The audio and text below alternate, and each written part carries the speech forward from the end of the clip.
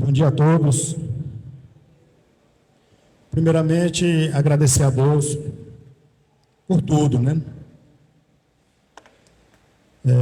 Gostaria de agradecer a presença de todos aqui presentes, do senhor Beto Carvalho, presidente da Câmara Municipal, da senhora Nataliane, secretária da Mulher, e do senhor Graciliano, chefe de gabinete, em nome dos quais eu gostaria de agradecer todos aqui presentes.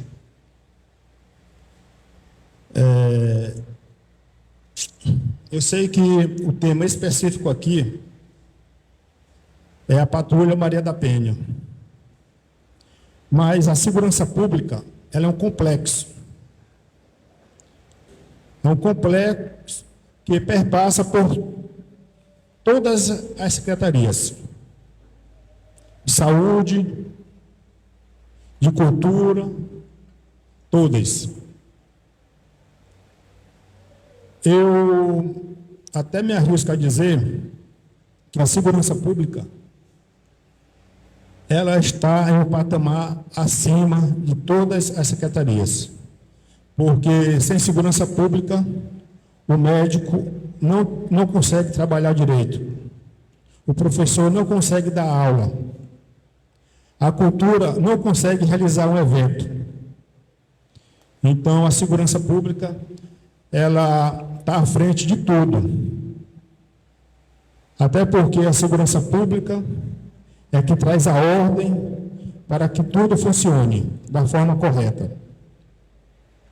Então, o tema hoje é Patrulha Maria da Penha. A gente foi convidado, só que aqui a gente também, eu gostaria de falar mais em dois temas com os senhores aqui. Um chama-se crime de trânsito e o outro chama drogas, certo? Mas iremos começar aqui falando sobre a Patrulha Maria da Penha. Como a senhora Nataliane já frisou aqui, já mostrou alguns dados estatísticos sobre violência doméstica. Eu acredito que esses dados não sejam nem a metade do que ocorre, certo? Assim como outros tipos de crimes que ocorrem de um modo geral, tanto no município como no país todo, que não são registrados, que os especialistas chamam de as cifras negras, certo? É aqueles que não são registrados. O porquê da importância desse registro? Porque nós, profissionais de segurança pública, nós trabalhamos com dados estatísticos. Nós precisamos saber o que está acontecendo para a gente ir lá e resolver, certo? E muitos não procuram os órgãos públicos para registrar muitos crimes ou outra modalidade, certo? Então, nada melhor do que a gente resolver o problema quando a gente consegue identificar o problema. Então, aqui nas palavras da senhora Nataliane e a senhora Jéssica, a gente observa que tem os dados estatísticos aí que muitas mulheres sofrem violência doméstica. Mas por que isso ocorre? Porque muitas não sabem a quem recorrer e como recorrer, certo? Então, assim como o comportamento da sociedade evolui, o crime evolui. Então, primeiro tem que nascer um fato social para depois ser transformado em lei, para que organize uma sociedade. Primeiro nasceu a violência doméstica e conseguiram observar que ninguém estava conseguindo resolver isso e começaram os estudos. Então, viu-se a necessidade de uma formação específica, de um curso específico, de pessoas específicas para combater esse tipo de crime. E a Polícia Militar hoje existe um curso específico, que é o curso de formação de Patrulha Maria da Penha, o qual os policiais militares passam por um período de formação. Assim como os senhores ficaram sabendo que esses policiais passaram um tempo lá em São Mateus se formando, não é isso? Teve a solenidade lá para atuar de forma específica no combate a essa violência doméstica. Então, secretária da Mulher, dona Nataliane, vai mudar a história, porque agora essas mulheres, elas vão ter uma pessoa especializada ao lado delas e que vão saber orientá-las da melhor forma possível e dar assistência. Antigamente não acontecia isso porque não tinha ninguém especializado para esse tipo de crime. E a violência ficava por isso mesmo. Porque, como a senhora Jéssica aqui disse, são vários fatores. Um deles está a dependência. Que muitas das vezes a mulher tem a dependência do marido, ou financeiramente, ou emocionalmente, e não sabia como resolver. E hoje os policiais formados vão saber como resolver essa situação, de como conversar com essas pessoas, certo?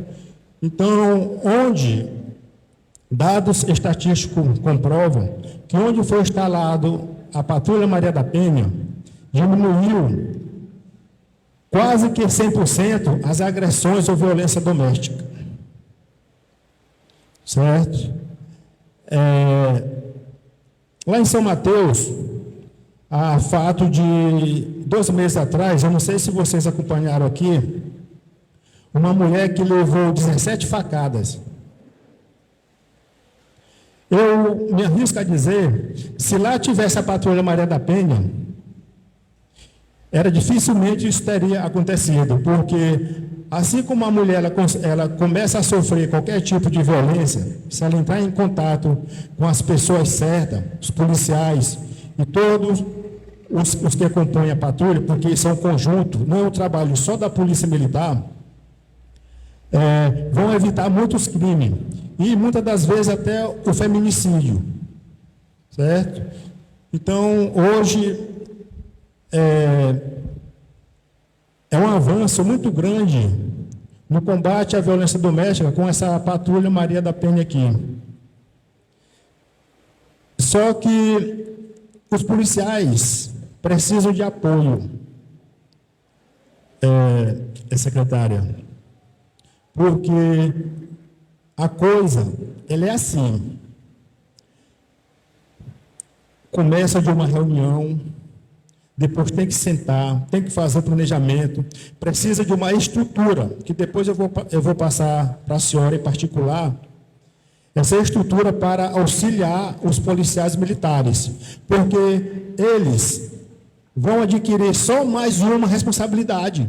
E vocês sabem que a demanda já é enorme para a Polícia Militar, porque a coisa parece que só anda quando a Polícia Militar está à frente, não é isso? Quando a Polícia Militar está à frente, aí é que a coisa anda. Então precisa, secretária Nataliane, de uma estrutura, de um apoio para que a patrulha funcione o mínimo possível, da melhor forma correta, certo? Então vai precisar de ter uma estrutura montada, vai ter que estar, depois eu vou lhe passar como é que monta essa estrutura, em sintonia com a Alex, tem que ter o conselho tutelar, tem que ter assistência social, tem que ter todo um conjunto, Porque, senhores, muitas das vezes, a mulher, ela não vai chegar para o policial militar e dizer o que está passando, mas ela fala para a assistência social. Ela fala lá no hospital. E tudo isso tem que ser reunido para que nós consigamos identificar o problema e resolver o problema. Porque muitas das vezes o policial militar ele vai ser chamado naquela hora de emoção. Lá a pessoa não vai conseguir, muitas das vezes, relaxar e falar tudo o que está passando. Ela quer para resolver aquele problema.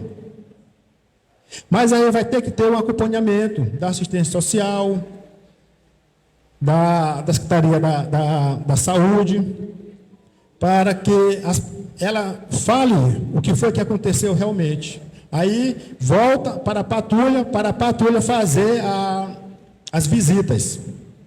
As visitas e acompanhando essa pessoa mais de perto. Eu estava aqui assistindo aqui a palestra de alguns, aí eu falei aqui com o Beto Carvalho, e eu fiquei até surpreso daqui não ter guarda municipal. Porque eu já contaria com o guarda municipal para dar apoio. Aí ele já me repassou que está em processo de organização para a criação de uma guarda municipal aqui. Certo? Já estão fazendo aqui nos limites legais e orçamentários do município. Porque quando é criado algum órgão novo, alguma coisa, tem que ver a questão da legalidade e o orçamento, porque tudo onera, certo? Mas isso já está sendo aqui e precisa o mais rápido possível, certo? Para que a gente possa dar uma resposta mais rápida. Porque aqui, os senhores sabem, muitas das vezes tem 2 policiais por dia de serviço. Aí aparece outra ocorrência. Aí o policial está resolvendo outra ocorrência. Aí aparece a Maria da Penha. E aí? Se tiver mais um apoio, uma outra viatura, já vai um para essa ocorrência e o outro para outra. Então precisa desse apoio, né? Então, segurança pública, a gente faz com planejamento, com estratégia, mas tudo acaba no recurso financeiro.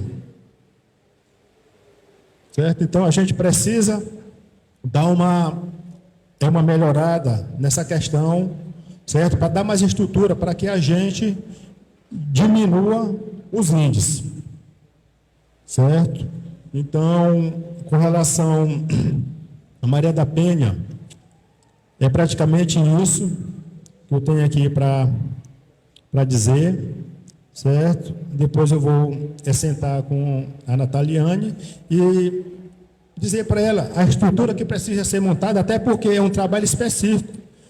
Vocês estarão constantemente em reuniões com os policiais, com todos os órgãos que competem ao município, decidindo, planejando para execução, porque existe aquela pessoa, existe diversos tipos de crime. Muitas das vezes, aquele agressor, ele está precisando de um tratamento de saúde.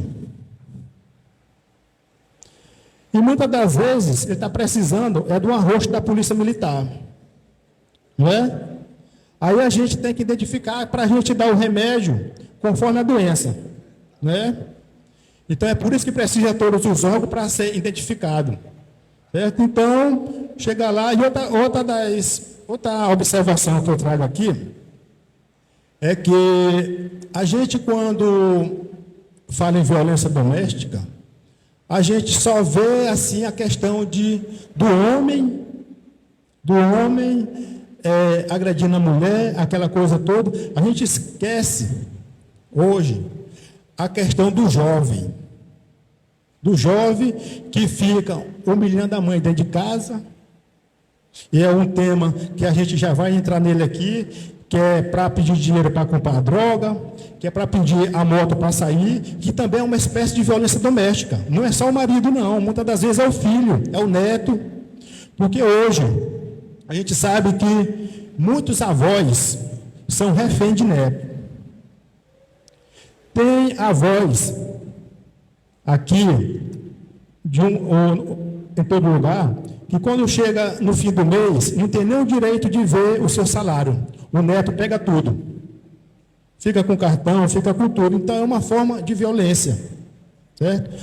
É por isso que eu ressalto aqui a integração de todos. Certo? Entrando aqui no assunto das drogas, que era outro tema que eu iria falar, a gente tem observado aí muitas facções. Aqui, qual é que tem, Alex? As facções que tem aqui? Quais? É o PCC, né? Em São Mateus nós estamos com o PCC. Lá em Alto Alegre tem o PCC e o bonde dos 40. Se os senhores observarem, geralmente Alto Alegre tem sido palco de notícias de violência, não tem? Aí, senhores, se a gente observar, são só crianças. Porque a gente, quando escuta falar em facção, a gente pensa que é aqueles bandidos já velhos de filme. E quando a gente chega, são só crianças que o crime já conseguiu ganhar. Por quê? Porque alguém falhou, certo? E a segurança pública, ela é direito de todos, mas também ela é responsabilidade de todos, não só da Polícia Militar. E nós, de alguma forma, nós temos que contribuir para a segurança pública. A gente não pode esperar só da Polícia Militar ou da Polícia Civil. Nós sempre temos alguma maneira de contribuir para a segurança pública. Se me permitam aqui falar uma história que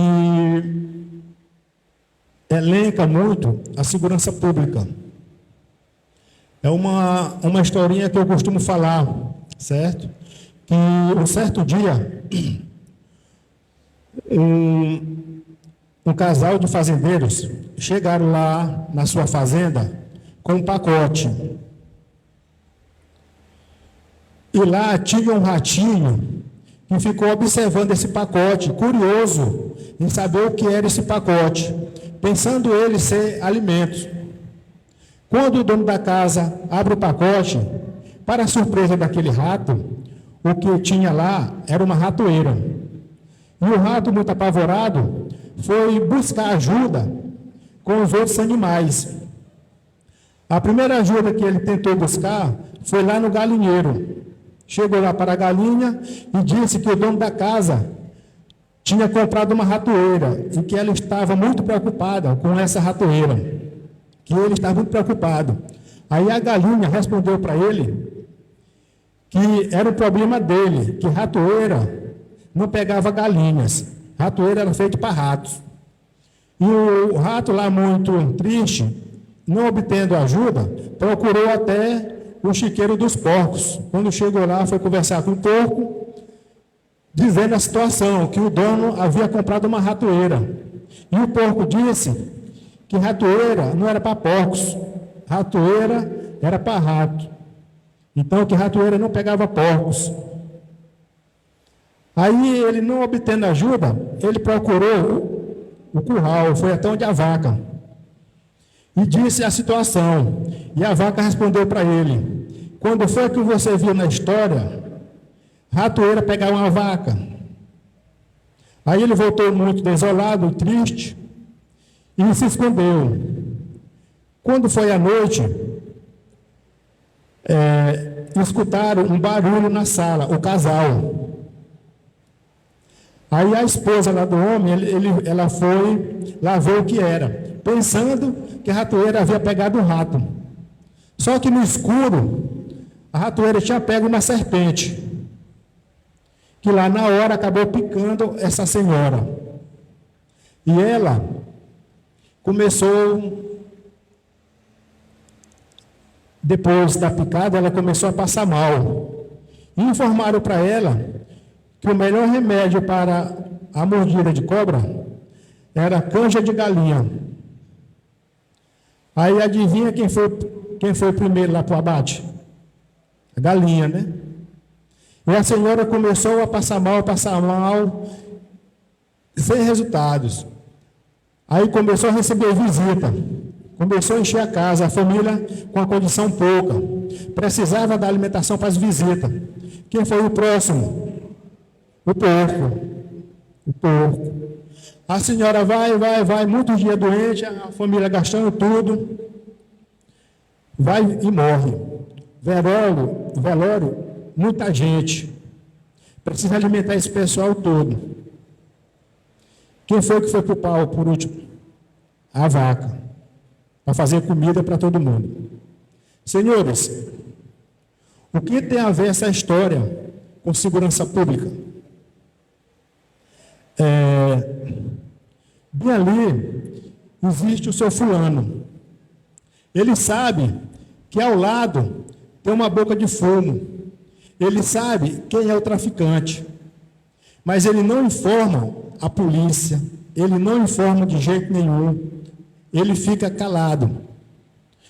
Porque, não, meu filho está aqui, está seguro. Só que ele não sabe que muitas das vezes ele será a próxima vítima. Ele será a próxima vítima. Então, muitas das vezes, as pessoas sabem que tem bem ali o ladrão roubando moto, não informa. Ele não informa para a polícia, ele não procura ajudar. Quando pensa que não, a vítima é ele. Então, a gente não sabe quem vai ser o rato, quem vai ser o porco, a galinha ou a vaca. Então, qualquer um de nós somos vítima em potencial. Então, esse problema é de nós todos. Nós temos que ter essa responsabilidade com a segurança pública. Nós temos que nos preocupar com a segurança pública. Certo?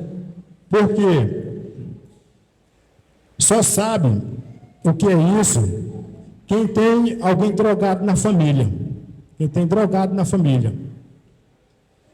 Que a gente sabe o quanto a droga ela destrói. Não só a pessoa que usa, mas também toda a família que fica preocupada. Ele começa a vender os móveis, ele começa a agredir o pai, ele começa a agredir a mãe. Então, é muito prejuízo. E como nós podemos contribuir com isso? De duas maneiras. Aquele que já está drogado, que já está dependente, é saúde.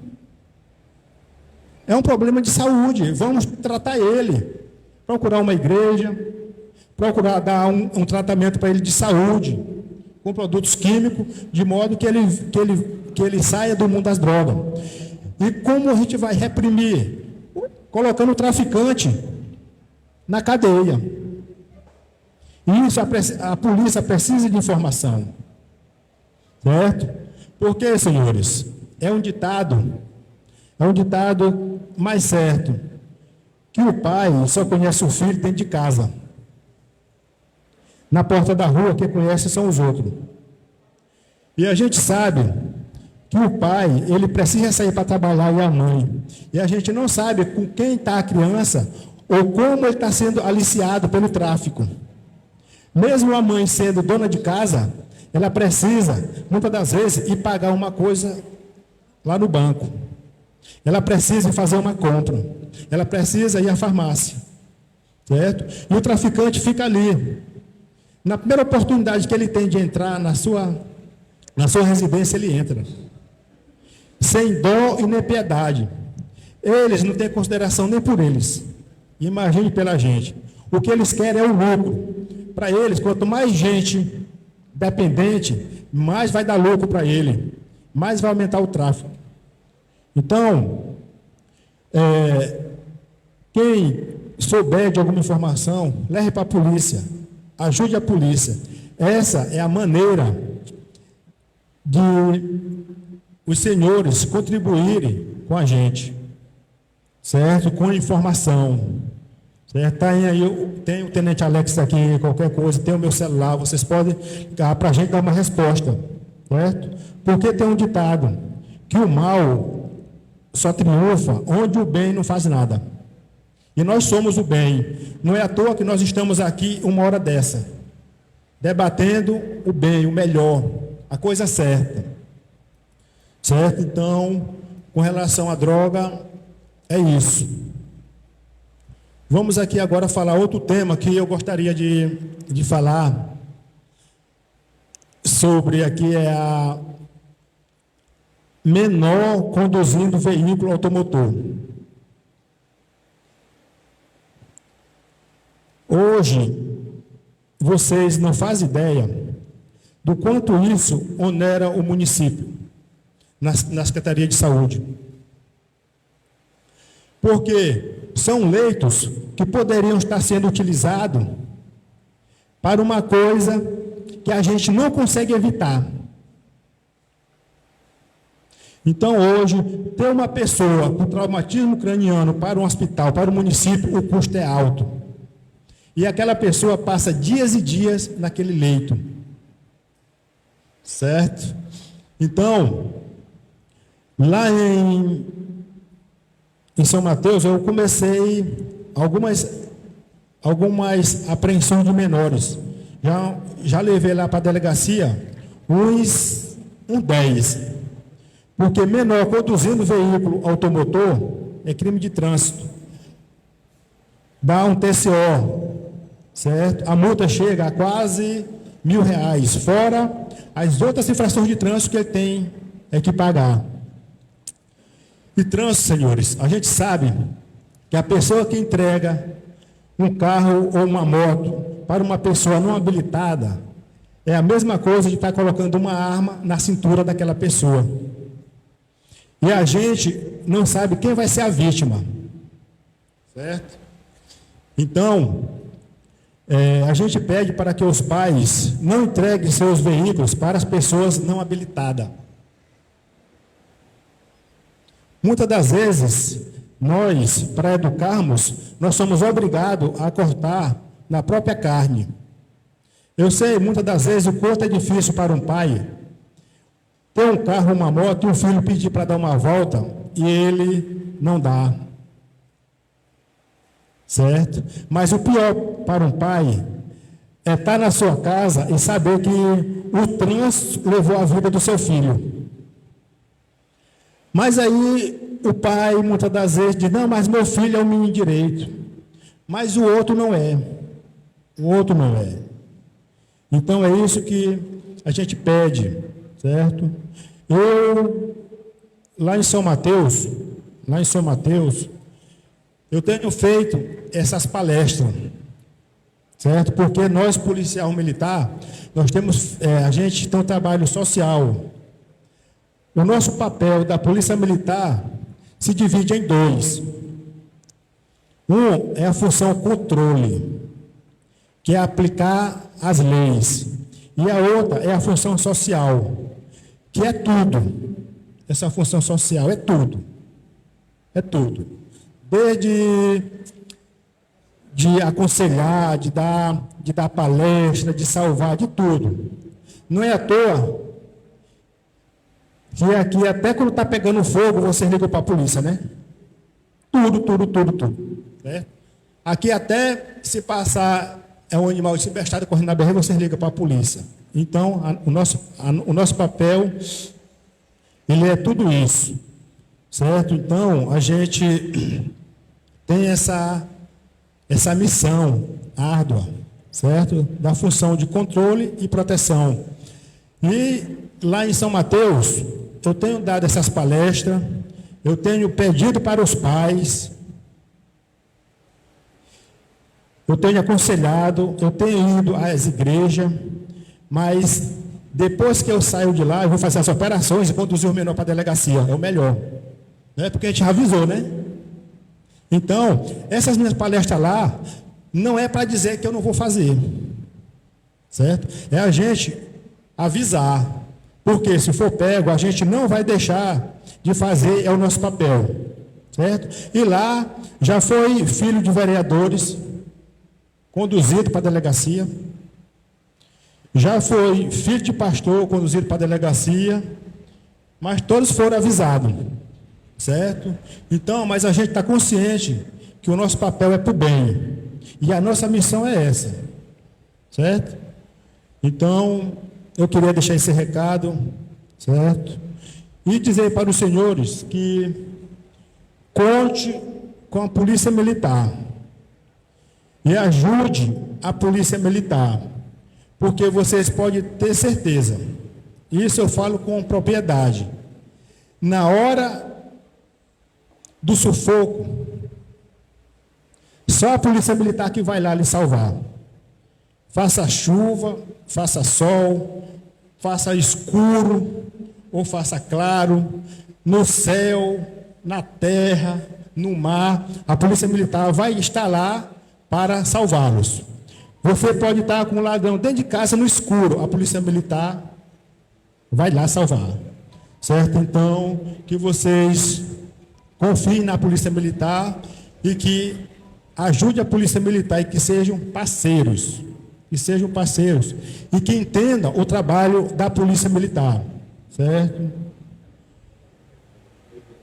E eu gostaria de agradecer mais uma vez a oportunidade. Eu sei que teremos outras palestras como essa, e o meu muito obrigado.